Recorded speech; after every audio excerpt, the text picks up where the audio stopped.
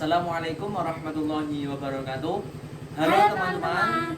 Nah, di sini kami akan ngobrol santai atau ingin berbincang-bincang sedikit mengenai sejarah peradilan Islam dari masa Rasulullah hingga ke Bani Umayyah. Dan sebelum kita memulai obrolan pada kesempatan kali ini, di sini kami ingin memperkenalkan rekan kami dulu. Yang pertama, silakan. Halo, nama saya Nur Fitriana Rahmadani dengan akhiran NIM 041. Halo, aku Yasin Kasyian Daita, akhiran NIM 038. Nah, di sini tentunya kami akan mengobrolkan topik yang sangat menarik sekali, yaitu mengenai sejarah peradilan Arab pra-Islam hingga pada masa Rasulullah. Langsung saja. Jadi gini, sebelum Islam datang, masyarakat Arab itu disebut juga dengan masyarakat jahiliyah, di mana tidak hanya kebodohan dalam ilmu saja, tapi juga kebodohan dalam moral dan keadilannya. Dan betul banget itu. Waktu itu, hukum itu gak ada sistemnya sama sekali. Setiap suku itu punya aturannya sendiri-sendiri, dan biasanya keputusan itu diambil berdasarkan siapa yang mempunyai kekuasaan. Dan kayak orang bangsawan, itu kalau punya salah, itu langsung ditutup-tutupin. Tapi kalau rakyat, kalau yang punya salah, itu langsung dihukum seberat-beratnya. Bahkan ini juga, dia itu juga meminta bantuan kepada peramal ataupun untuk ini juga untuk menunjukkan siapa yang benar dan siapa yang salah. Nah kan itu kan sangat kacau sekali kan itu pastinya hukumnya itu. Di masa jahiliyah juga ada yang keren loh ternyata. Ada kesepakatan juga yang disebut dengan Bil al-Fudul, di mana perjanjian kesepakatan tersebut adalah perjanjian antara tokoh-tokoh Makkah untuk melindungi orang-orang yang tertindas dan menegakkan keadilan tanpa lihat suku dan status sosialnya loh. Nah, bahkan Nabi Muhammad SAW itu juga ikut hadir dalam perjanjian saat perjanjian itu dibuat.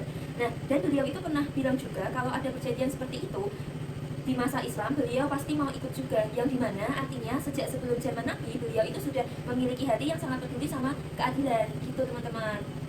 Nah, tetapi itu setelah Nabi Muhammad SAW itu diangkat menjadi Rasul dan Rasulullah itu hijrah ke Madinah, semuanya itu berubah total.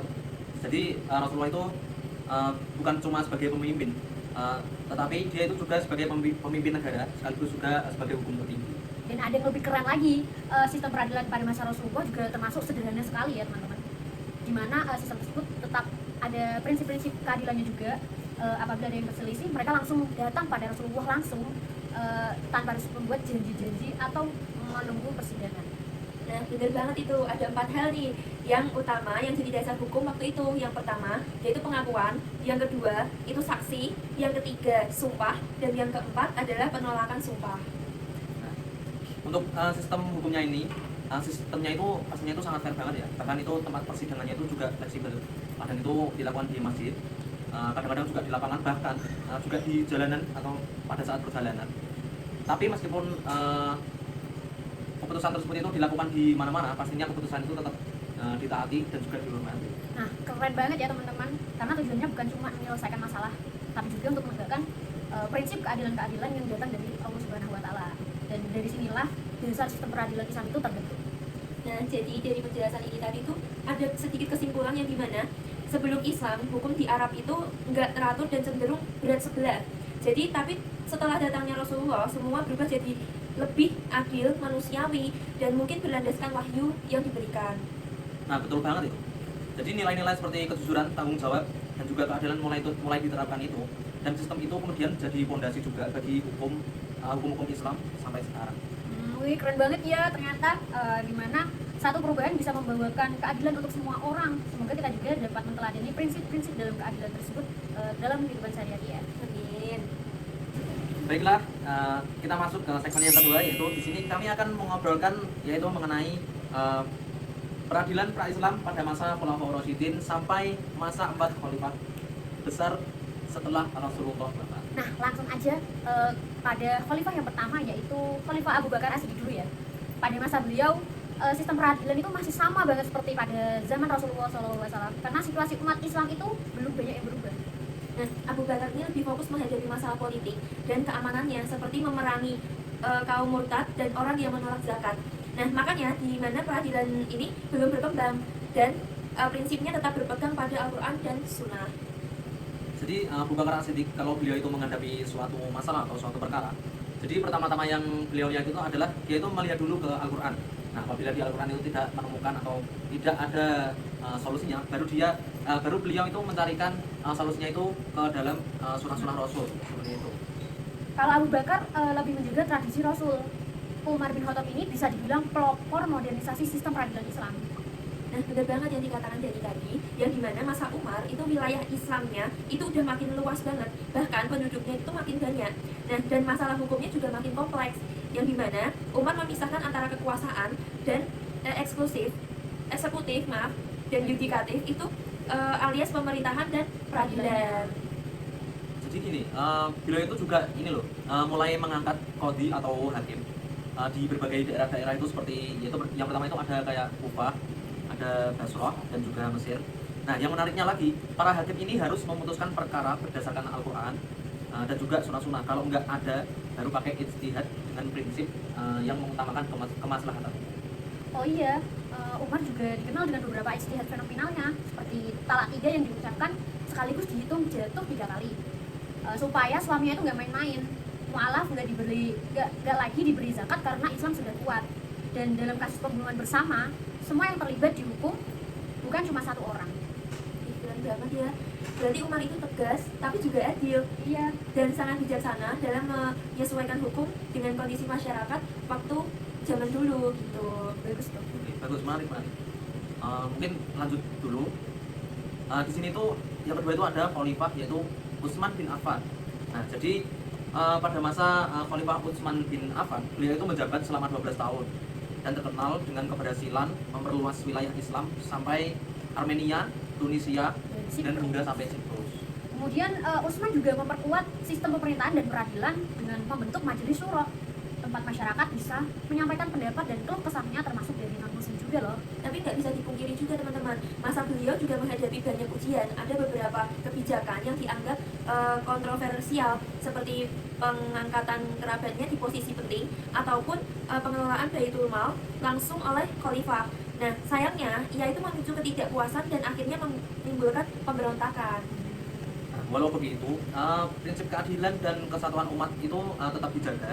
Jadi Utsman itu di sini itu menegaskan bahwa seorang hakim itu harus bersifat jujur, adil, dan tidak boleh memihak kepada siapapun. Nah, betul banget itu. Langsung aja ya, ini ke khalifah yang terakhir, yaitu Khalifah Ali bin Abi Thalib. Beliau dikenal sangat bijak dan cerdas dalam hukum, bahkan banyak ulama yang menulis ijtihad beliau sebagai rujukan fikih.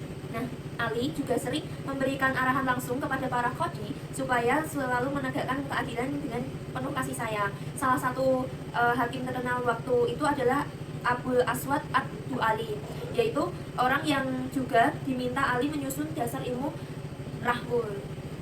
Nah, jadi terbukti kan, itu kan sangat hebat sekali.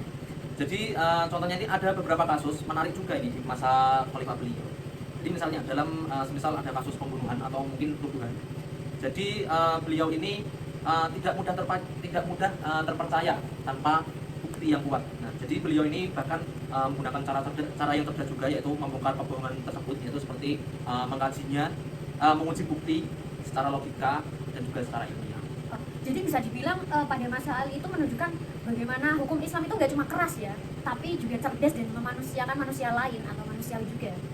Nah, jadi dalam segmen 2 ini bisa disimpulkan ya teman-teman, bahwa peradilan pada masa Khulafaur Rasyidin ini berkembang dari sistem sederhana di masa Abu Bakar hingga sampai yang lebih teratur dan luas di masa Umar, Utsman, dan Ali. Jadi semuanya itu pastinya itu sudah berlandaskan pada Al-Quran, Sunnah, dan juga ijtihad. Nah, jadi semuanya itu tujuannya itu pastinya itu juga tetap sama, yaitu untuk menegakkan keadilan dan untuk mencari kebenaran bagi semua orang. Keren banget ya, ternyata semangat mereka bisa banget untuk kita tiru sekarang, dan transparan, adil, dan berintegritas dalam menegakkan hukum. Oke, kita masuk ke segmen 3. Nah, kali ini kita bakal lanjutin pembahasan yang sebelumnya. Nah, kalau yang kali ini kita bakal bahas yang tentang peradilan Islam pada masa Bani Umayyah. Pada masa Bani Umayyah ini berkuasa sekitar 91 tahun, dari tahun 661 sampai 750 Masehi. Khalifah pertamanya adalah Muawiyah bin Abi Sufyan. Nah, di masa inilah peradilan Islam mulai bersifat independen. Artinya para hakim bisa memutuskan perkara dengan bebas tanpa campur tangan penguasanya. Nah, jadi beda banget ya sama masa yang sebelumnya itu, di mana khalifah itu masih terlibat langsung dalam setiap keputusan hukum. Nah, kalau di masa Bani Umayyah ini hakim itu bisa berijtihad sendiri asal tetap berpegang pada Al-Quran, hadis, dan juga ijtihad para sahabat. Ijtihad atau ijma? Ijma. Oh, ijma ya ternyata ya. Oke. Nah, lalu ada yang keren juga nih. Keputusan hakim ini berlaku untuk semua orang, bahkan termasuk pejabat atau keluarga penguasa juga bisa. Juga hukum juga benar-benar ditegakkan secara adil. Jadi di masa Bani Umayyah ini ada beberapa bentuk lembaga peradilan yang penting banget nih. Nah, yang pertama ada wilayat Al-Mazhalim dan wilayat Al-Hisbah. Nah, jadi yang pertama itu tadi mengenai wilayat Al-Mazhalim. Al-Mazalim. Oh, mazalim. Oh, Mazalim. Oh, ya, gitu. mazalim. Nah, Oke, jadi oke. wilayah tersebut itu tugasnya itu mengawasi dan juga menyelesaikan pelanggaran yang dilakukan oleh pejabat atau penguasa. Jadi kayak peradilan untuk melawan penyalahgunaan kekuasaan. Kayak PT UN gitu ya berarti. Betul sekali. Seperti itu. Kemudian sedangkan wilayah Al-Hisbah itu adalah fokusnya pada masyarakat umum, misalnya soal timbangan di pasar, barang yang kadaluarsa, atau penipuan dagang. Jadi lebih ke pengawasan moral dan kejujuran dalam kehidupan sehari-hari. Ih, keren banget ya ternyata. Iya. Berarti mereka udah punya semacam lembaga pengawasan politik dan hukum dong pada zaman dahulu. Iya, memang seperti itu. Tapi selain dua lembaga tadi, ada juga nih lembaga yaitu ada Al-Qadha, yang dimana jadi lembaga tersebut itu mengatur perkara agama seperti wakaf, mengurusi harta-harta anak yatim, dan juga masalah-masalah keluarga. Iya ya. Dan ada beberapa hakim juga yang terkenal pada masa itu, misalnya Al-Qadhi Suraik yang menjabat sampai 75 tahun di Kufah. Bayangin tuh 75 tahun jadi hakim. Beliau juga terkenal sangat adil, cepat mengambil keputusan dan nggak bisa disuap. Nah, meskipun sistem peradilannya itu maju, para hakim itu tetap punya batasannya sendiri-sendiri. Nah, mereka cuma bisa menangani kasus-kasus perdata dan keluarga aja. Sementara perkara pidana besar atau kenegaraan ditandatangani atau ditangani langsung oleh khalifahnya sendiri. Iya tuh, tapi yang menarik ini hakim-hakim ini juga nggak bisa diinvestasi sama penguasa. Kalau ada pejabat yang bersalah pun, hakim tetap bisa menghukum sesuai hukum Islam. Jadi meskipun kekuasaan khalifah besar, hukum tetap berdiri sendiri. Dalam praktiknya itu, jadi kalau hakim itu di situ sudah menjatuhkan vonis, pelaksanaannya itu dilakukan oleh pihak-pihak pemerintah. Jadi semacam ini kerjasama antara lembaga hukum dan juga negara. Nah, tapi tanpa saling adanya tumpang tindih itu seperti itu. Nah, yang paling menarik tuh ini di masa Bani Umayyah itu juga mulai ada pencatatan putusan hakimnya juga. Nah, sebelumnya putusan itu hanya disampaikan secara lisan. Tapi karena kasus makin banyak dan hakim di Mesir mulai mencatat putusannya itu di dalam buku-bukunya itu. Keren banget sih. Artinya udah mulai ada konsep jurisprudensi, keputusan hukum terdahulu yang bisa dijadikan acuan untuk kasus berikutnya. Nah, betul banget, setuju sekali. Jadi selain itu, mereka itu juga bikin biro registrasi buat menyimpan salinan-salinan dokumen, yaitu dan juga ini maaf tadi salah. Jadi yaitu untuk menyimpan salinan-salinan dokumen hukum dan juga mencegah pemalsuan tanda tangan. Jadi kalau dipikir-pikir ya, sistem hukum modern sekarang itu banyak banget yang akarnya itu dari masa Bani Umayyah ini seperti itu. Jadi kalau bisa disimpulkan ya, pada masa Umayyah ini adalah tonggak penting dalam perkembangan sistem peradilan Islam loh. Iya, betul banget. Lembaga peradilannya itu udah mandiri, terus hukumnya itu bebas beristihad, dan juga pencatatan hukumnya itu mulai dilakukan. Jadi semua itu menunjukkan bahwa hukum Islam itu terus berkembang sesuai kebutuhan zamannya. Nah, ini yang paling penting. Jadi nilai-nilai keadilan itu harus tetap kita junjung tinggi dan harus menerapkan sifat tanggung jawab. Oke, seperti itu. Oke, sekarang masuk ke segmen 4. Teret. Langsung aja tentang peradilan Islam di masa Bani Abbasiyah, dari kejayaan hingga masa kemundurannya. Jadi kita mulai dulu nih dari latar belakangnya. Jadi dinasti Abbasiyah ini tuh berdiri sekitar tahun 750 Masehi, yaitu setelah tebalnya Bani Umayyah. Jadi pendiri pertamanya ini adalah Abu Abbas As-Sofa, dan pusat pemerintahannya ini ada di Baghdad. Nah, pada masa dinasti Abbasiyah ini dikenal banget sebagai zaman keemasan Islam. ilmu pengetahuan, ekonomi, budayanya semuanya maju pesat, termasuk juga bidang peradilan. Sistem hukumnya tertata rapi dan lembaga-lembaganya mulai terbentuk dengan jelas.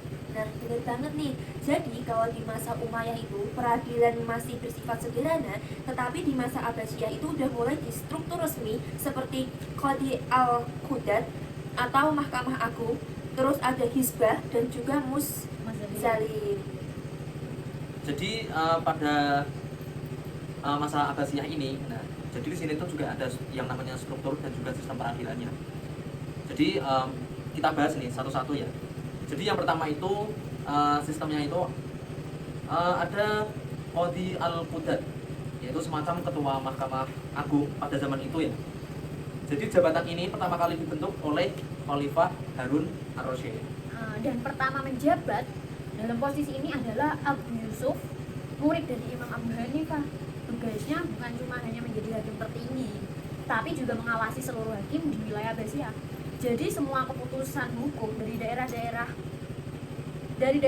semua daerah harus sesuai dengan arahan Qadi al-Qudat tadi. Nah, selain itu juga ada wilayah Al-Hizbah yang dimana lembaga dipimpin oleh Muhtasib, yang dimana tugasnya itu menjaga ketertiban umum, memastikan orang-orang nggak curang dalam berdagang. Nah, mereka juga menjaga moral masyarakat, bahkan menindak pelanggaran seperti zina ataupun minum khamar. Jadi kalau sekarang meski mirip gabungan antara Satpol PP gitu. Oke, menarik. Tapi kan tadi kan sudah disinggung juga tadi. Selain ada wilayah Al-Hizbah, tadi kan juga ada wilayah apa yang namanya Al-Madhali. Nah, jadi lembaga ini adalah lembaga yang lebih tinggi dari hakim biasa. Tadi apa tugasnya? Yaitu seperti PT UN atau menangani kasus-kasus penyalahgunaan kekuasaan. Nah, misalnya ini pejabat atau keluarga khalifah yang di situ berbuat zalim ke rakyat. Nah, itu biasanya atau sidangnya itu langsung dipimpin oleh khalifah atau imamnya. Keren banget ya ternyata. Artinya waktu itu rakyat bisa langsung bisa langsung menggugat pejabat-pejabat tinggi kalau mereka merasa dizalimi ya teman-teman. Jadi konsep keadilan di masa itu benar-benar dijaga, nggak cuma untuk rakyat biasa, tapi juga untuk penguasanya juga. Nah, selain sistemnya yang rapi ini teman-teman, di masa Abbasiyah itu juga muncul banyak inovasi hukumnya juga, yang misalnya seperti munculnya pemisahan antara lembaga kehakiman, terus kepolisian dan kejaksaan, dan juga bahkan mereka sudah punya jabatan khusus seperti Al-Muddai, Al-Umi, atau mirip dengan Jaksa Agung yang sekarang. Iya sih, tapi di masa itu juga itu ini ada juga mahkamah militer atau al-mahkamah atau biasa disebut itu disebutnya kalau pada zaman dahulu itu mahkamah al-askariyah yang di situ itu khusus yaitu untuk menangani kasus untuk para tentara. Jadi selain itu ada juga lembaga arbitrase atau tahkim. Jadi tempat dua pihak menyelesaikan sebuah sengketa atau perkara-perkara secara sukarela tanpa harus ke pengadilan resmi. Bagus banget ya ternyata sistem administrasi pengadilannya juga udah maju banget. Sidangnya dilakukan di majelis khusus yang luas dan bersih dengan hari sidang yang sudah ditentukan. Bahkan hakim punya pakaian khusus, jubah dan sorban hitam sebagai simbol kewibawaan dan identitas Abbasiyahnya. Berarti bukan juga strukturnya aja yang maju ya, tetapi budaya hukumnya pun juga Top jos banget. Tapi ini loh, pada zaman Khalifah Abbasiyah tadi itu di situ tuh juga mengalami kemunduran. Kalian ada yang tahu nggak? Kenapa? Belum tahu tuh. Nah, jadi pada masa itu di situ mengalami kemunduran. Nah, tapi sayangnya nggak selamanya. Sayangnya itu di situ tuh nggak selamanya Abbasiyah itu gemilang. Jadi memasuki di periode yang kedua kekuasaan Khalifah itu mulai melemah. Itu banyak wilayah melepaskan diri dari pengaruh-pengaruh politik, mulai masuk ke yang peradilan. Tapi benar juga sih, banyak hakim yang akhirnya dipilih bukan karena ilmunya, tapi karena kedekatannya dengan penguasa loh. Bahkan beberapa harus membayar sejumlah uang agar bisa diangkat menjadi hakim lagi. Nah, akibatnya peradilan yang dulu independen itu jadi kehilangan kekuatannya nih. Nah, hakim yang bisa menangani perkara-perkara kecil seperti masalah keluarga pun sedangkan urusan besar aja dikuasai oleh politik. Dari sini mulai terlihat nih tanda-tanda kemunduran dinasti Abbasiyah sampai akhirnya runtuh tahun 1258 Masehi. Jadi yang perlu kita perhatikan kalau sekarang itu pastinya itu adalah tadi itu menjelaskan mengenai ada kemunduran dan juga kejayaannya juga. Jadi pada kemundurannya dulu, jadi pada masa Bani Abbasiyah itu yaitu juga punya dua fase besar, yaitu masa kejayaan dan juga sampai masa kemunduran juga. Nah, jadi pada masa kemundurannya itu gini saja. Jadi di masa jaya saja, karena kan kalau di kemunduran itu kan sudah tidak sebenarnya baik untuk dibahas, tapi kan kita bahas yang jayanya saja. Jadi sistem peradilan Islam ini jadi sangat modern dan teratur, akan jadi contoh bagi peradilan Islam di masa yang sesudahnya. Pada masa kemundurannya tadi yang telah kami paparkan mengenai perbincangan-bincangan santai ini, kekuasaan politik yang berlebihan juga bikin hukum kehilangan kemandiriannya juga loh. Tapi warisan peradilan Abbasiyah tetap berpengaruh besar sampai sekarang ini. Nah, benar banget di sini kita bisa belajar bahwa keadilan itu harus kita tegakkan dan dijaga agar apa? Agar kebebasan hukum kita itu dari tekanan politik itu bisa bebas gitu. Oke teman-teman, kita lanjutkan ke segmen yang kelima. Baik teman-teman, di sini kita akan melanjutkan pembahasan yaitu mengenai sejarah peradilan Islam, yaitu pada masa kerajaan, ya kan seperti itu? Oke. Iya, oke. Kita lanjutkan. Langsung aja ya. Sebelum kita bahas kerajaan-kerajaannya satu persatu, kita bahas dulu ya gimana awal mula sistem peradilan Islam di Indonesia itu terbentuk. Nah, awalnya itu ada 3 periode nih. Yang pertama, tahkim. Yang kedua, al-hali wal ahdi. Yang ketiga, tauliyah. Nah, di masa awal itu, kalau ada sengketa masyarakat menunjukkan orang yang dianggap bijak untuk menyelesaikannya itu dinamakan tahkim. Jadi saya lanjutkan. Jadi setelah komunitas Islam itu makin berkembang, jadi muncul lembaga al-ahdi wal aqdi tadi, yaitu semacam dewan sesepuh yang berhak memilih hakim. Dan ketika di situ kerajaan-kerajaan Islam mulai berdiri, pengangkatan hakim itu dilakukan langsung oleh sultan. Nah, ini yang disebut metode tauliyah tadi. Wah, bagus banget ya ternyata. Jadi peradilan Islam di Indonesia ini udah punya struktur yang rapi sejak masa-masa awal Islam datang ke Nusantara. Oke, kita lanjut nih ke kerajaan Islam pertama di Nusantara, yaitu Samudra Pasai di Aceh. Yang dimana kerajaan ini berdiri pada akhir abad ke-13 dan dipimpin oleh Sultan Malik Al-Saleh. Nah, jadi di Samudra Pasai ini, hukum Islam sudah jadi hukum resmi kerajaan. Nah, baik dalam hal pidana maupun hal perdata juga. Bahkan Ibnu Batutah, pelancong asal Maroko, mencatat bahwa masyarakat Samudra Pasai ini sangat taat pada ajaran Islam dan bermadhab Imam Syafi'i. Keren banget ini, keren pokoknya. Sistem peradilannya udah berjenjang. Tingkat pertama itu diurus oleh Keucik, tingkat kedua oleh Ulebalang, dan tingkat terakhir oleh Sultan lewat Mahkamah Agung langsung loh. Dan hukum Islam itu juga berlaku untuk semua orang tanpa pandang bulu. Nah, bahkan anak raja pun bisa dihukum kalau melanggar aturannya. Nah, ini buat catatan. Kalau misal di daerah sana itu ada yang berzina, itu di sana itu adalah hukumnya rajam. Ada yang tahu apa itu rajam? Ya. Jadi rajam itu, kalau kalian pengen tahu, rajam itu badannya dikubur di tanah, kemudian dilempari batu kepalanya. Jadi dikubur, cuma kelihatan kepalanya aja, nanti itu dibalangi batu seperti itu. Jadi rajam seperti itu. Serem pol ya guys ternyata. Langsung aja ke hukum Islam dan budaya Jawa. Sekarang kan kita kerajaan ada di Jawa itu ada kerajaan Mataram Islam ya. Awal kerajaan ini juga masih dipengaruhi dengan ajaran Hindu. Tapi setelah Sultan Agung naik tahta, hukum Islam mulai diterapkan secara menyeluruh. Nah, benar banget itu tadi. Sultan Agung menerapkan sistem peradilan Islam di lembaga kerajaan. Awalnya ada 2 jenis pengadilan nih, perdata untuk urusan negara dan padu untuk urusan masyarakat biasa. Nah, jadi gini, ketika masyarakat sudah mulai paham hukum Islam, jadi Sultan Agung itu membentuk sebuah peradilan Surambi, yang namanya itu Surambi, yaitu pengadilan yang diselenggarakan di Serambi Masjid. Nah, bayangin aja, masjid jadi tempat sidang, menarik bukan? Kacau banget ini. Dan beliau juga menerapkan hukuman berdasarkan hukum Islam, kayak rajam bagi pezina tadi yang dijelaskan oleh Mas Bapak juga loh. Dan bahkan selain itu, di bawah struktur kerajaan Mataramnya juga, itu ada jabatan keagamaan yang dimana mulai dari kaum, terus amil, modin, terus sampai penghulu agung di tingkat pusatnya juga nih. Jadi mereka itu berperan penting dalam sistem peradilan agama.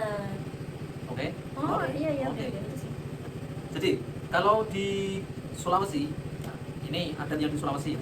Jadi hukum Islam itu mulai berkembang, yaitu melewati sebuah kerajaan Talo dan kerajaan Goa. Nah, yang menariknya untuk kita bahas ini, jadi penyebaran Islam di sana itu berjalan lancar karena langsung didukung oleh para Raja-rajanya.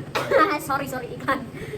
Nah, tadi yang dijelasin Mas Bapak juga, bahkan pada di Sulawesi ini Raja Goa sempat menjadi hakim agama sendiri loh, sebelum menunjuk pejabat yang disebut kali atau kodi. Di bawahnya juga ada perewa syara dan parewa adat. Keduanya bekerja bareng antara hukum Islam dan hukum adatnya loh, berkolaborasi. Nah, sistem peradilannya pun juga bertingkat nih teman-teman. Yang paling bawah itu namanya khotib dan bilal di tingkat kampung, lalu naik ke parewa syara, dan puncaknya itu kodi serta raja sebagai hakim tertingginya.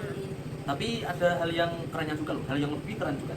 Jadi para pejabat peradilan di sana itu, jadi di situ tuh digaji dari zakat dan juga sedekah dari kerajaan itu.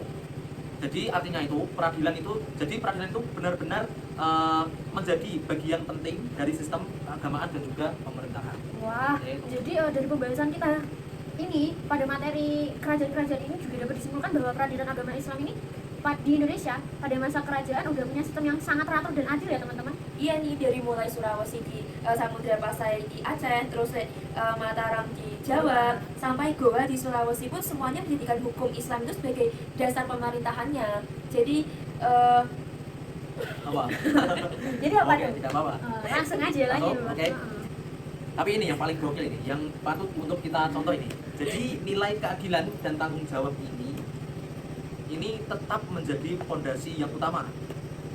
Jadi agar terhindar dari yang namanya itu hilangnya rasa ketidakadilan atau ketidakpuasan. Jadi keadilan itu harus tetap dijunjung dengan rasa tanggung jawab dan juga ya itulah. lanjut ke setia ya teman-teman. Tidak.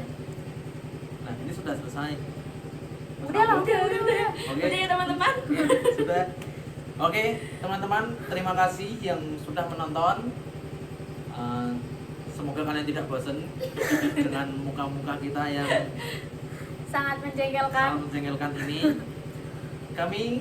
Kita semua ini mohon maaf apabila dalam isi video kami itu banyak kata-kata, ketawa-tawanya, Kata-kata yang kurang berkenan. Nah, mohon dimaafkan. Sampai bertemu di podcast. Bentar, sebelum kita tutup, kita kasih kata-kata dulu. Al insanu ma'al khata' wa nisyan. Jadi manusia itu adalah tempatnya salah dan juga lupa. Terima kasih yang sudah menyampaikan. Terima kasih yang sudah menonton. Sekian. Sampai bertemu Di podcast selanjutnya. Entah itu kapan. Iya. Nah, langsung saja saya akhiri. Sekian bersama-sama 1, 2, 3. Wassalamualaikum warahmatullahi wabarakatuh. Yeah.